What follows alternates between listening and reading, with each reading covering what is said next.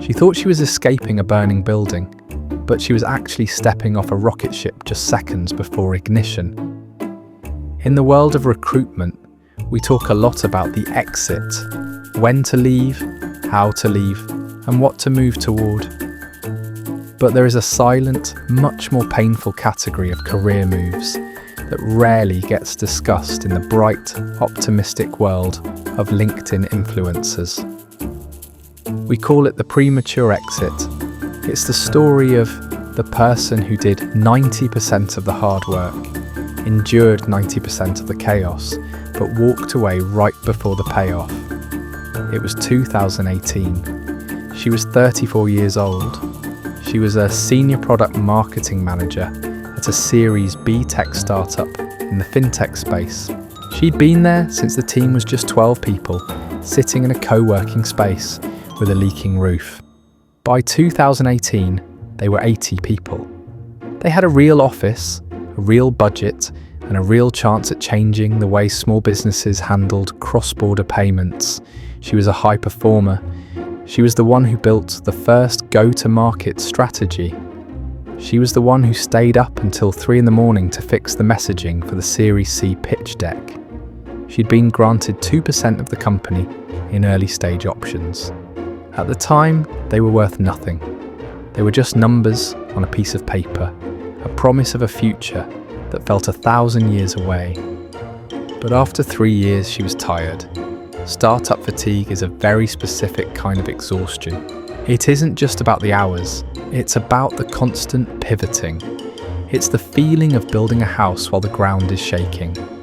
By 2018, the fun of the startup had been replaced by the grind of scaling.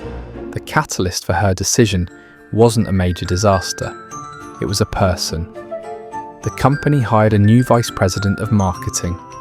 He was a corporate veteran, a man who spoke in jargon and spent his days building slide decks about brand synergy instead of actually shipping product. For the first time in 3 years, she felt misunderstood. She felt like her historical knowledge of the company was being treated as baggage rather than an asset. Then the phone rang. It was a recruiter from a legacy global bank. They were looking for a director of digital growth. The role offered a 40% increase in base salary. It came with a guaranteed bonus, a comprehensive health plan, and a title that her parents could actually understand. It was stable, it was prestigious, and most importantly, it felt quiet. She sat in her car after the final interview and looked at the offer letter on her phone. She compared the $190,000 salary of the bank to the $130,000 she was making at the startup. She thought about the stress of the new VP. She thought about the 4 years she had spent grinding. She told herself that she had done her time. She told herself that the startup equity was probably never going to be liquid anyway. Most startups fail, she reasoned. The bank, however, was too big to fail. She handed in her resignation the following Monday. Her CEO, a man who had worked alongside her in that leaking co-working space, asked her to stay. He told her they were close to something big. He couldn't say what, but he asked her to trust the process for 6 more months. She didn't. She saw the CEO's plea as a desperate attempt to keep a cheap, high-value employee. She left for the bank. She felt a wave of relief on her first day. The office was silent. The coffee was expensive. No one asked her to work on the weekends. She felt like she had finally won the game. Let's look at the price of that decision over the next 4 years. For the first 6 months, she was happy. She enjoyed the 40% raise. She bought a better car. She moved into a larger apartment. She enjoyed the fact that her LinkedIn notifications were filled with people congratulating her on the director title at such a prestigious institution. Then, 7 months after she left, the news broke. Her former startup hadn't just raised another round. They had been acquired, not by a competitor, but by one of the largest payment processors in the world. The acquisition price was $850 million.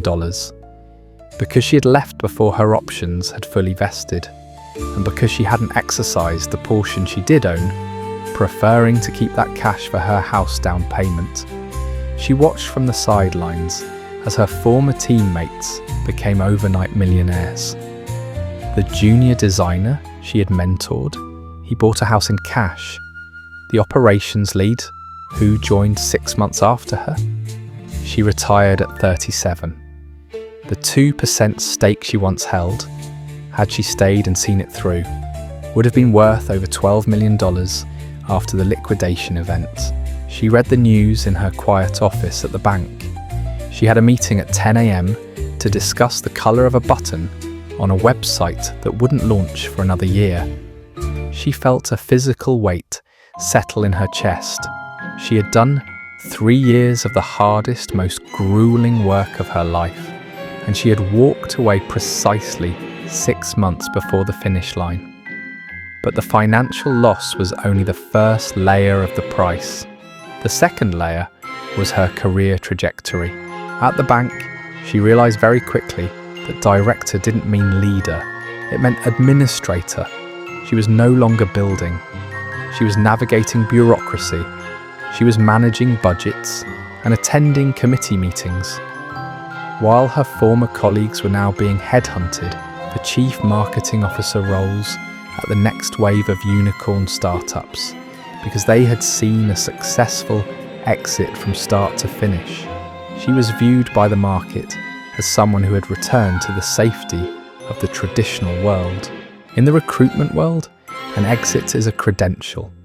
Being part of an $800 million acquisition is a badge of honour that follows you for the rest of your career. It gives you a founder-light status. It opens doors to venture capital and board seats. By leaving early, she hadn't just lost the money, she'd lost the credential. By year 3 at the bank, she was earning $210,000. It was a good salary. By any objective metric, she was successful. But she was bored. She was stagnant. She realised that she had traded the chance to be a generational success for the certainty of being a comfortable employee. She tried to go back into the startup world. She interviewed for a VP role at a promising new firm. During the interview, the founder asked her why she left her previous startup right before the acquisition. He didn't ask it as a judgment, he asked it as a diagnostic. He wanted to know if she had the stomach for the last mile. He wanted to know if she was a finisher. She couldn't give a good answer. She said she was looking for a new challenge. The founder saw through it. He saw someone who quit when things got politically difficult and the paycheck wasn't guaranteed. He hired someone else, someone who had stayed at their last company through a messy merger. I see this person every week in my office. They are the high achievers who suffer from near-miss syndrome. They have all the talent, all the drive, but they lack the specific kind of patience required to let a career compound. We live in a culture that fetishizes the pivot. We are told that if we aren't happy today, we should leave tomorrow. We are told that loyalty is for suckers and that the only way to get a raise is to hop to the next stone. And often that is true. But there is a hidden cost to jumping that the career coaches never mention. Career growth isn't linear, it's exponential. The vast majority of the value in a successful company is created in the final 10% of the time. The vast majority of the reputation you build is cemented in the final months of a major project. When you leave at 90%, you don't get 90% of the credit. You get 0. She had done the 90%. She had built the foundation. She had endured the leaking roof and the 3 a.m. fire drills. She had paid the price of the startup life in full, but she walked away before she could collect the dividend. The recruiter's perspective on this is simple. It wasn't a wrong decision to take the bank job. It was a logical, safe, and defensible decision, but it was an expensive one. It was expensive because she optimized for the next 12 months instead of the next 12 years. She chose the certainty of a 20% raise over the possibility of a 1,000% return. She chose to avoid a difficult boss rather than outlasting him. In corporate life, bosses are temporary. VPs come and go. Reorgs happen every 18 months. But your equity and your seat on a rocket ship are finite. She is now 40 years old. She is a vice president at another large financial institution. She earns $250,000 a year. She is, by all accounts, in the top 1% of earners. But every time she sees a Fintech headline, she feels a twinge. Every time she sees her former CEO on a magazine cover, she wonders who she would be today if she had just stayed in her seat for 6 more months. She didn't leave because she wasn't good enough. She left because she was too tired to be patient. The price she paid wasn't just the $12 million, it was the knowledge that she was part of something great, and she didn't finish it. It was the loss of the exit on her resume. It was the realization that she had traded her seat at the table for a comfortable chair in the waiting room. We often think of leaving too early as a mistake made by the young and the reckless. But it's more often made by the mid-career professional who is just exhausted enough to value peace over potential. The market doesn't reward those who are right. It rewards those who are still there when the check is signed. She thought she was being responsible. She thought she was protecting her mental health. She thought she was moving towards stability. And she was. She found all of those things. But she also found out that stability has a very high ceiling and a very low floor. She found out that peace is expensive when it's bought with the currency of your potential. In the end, she didn't fail.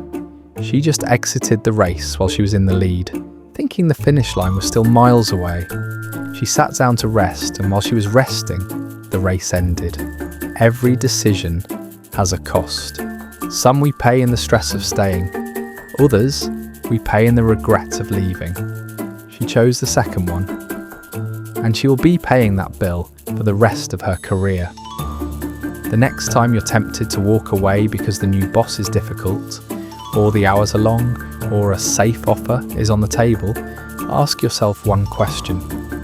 Am I leaving because I've reached the end of the road, or am I just tired of walking? Because the difference between a comfortable life and a legendary career is often just 6 months of staying in a seat that everyone else is telling you to leave. She left too early, and the world moved on without her, taking the $12 million and the VP title with it. She has the quiet office now. She has the expensive coffee. She has the stability. But sometimes, in the middle of a committee meeting about the colour of a button, she realises that the only thing more exhausting than the chaos of a startup is the silence of a career that stopped growing before it was done.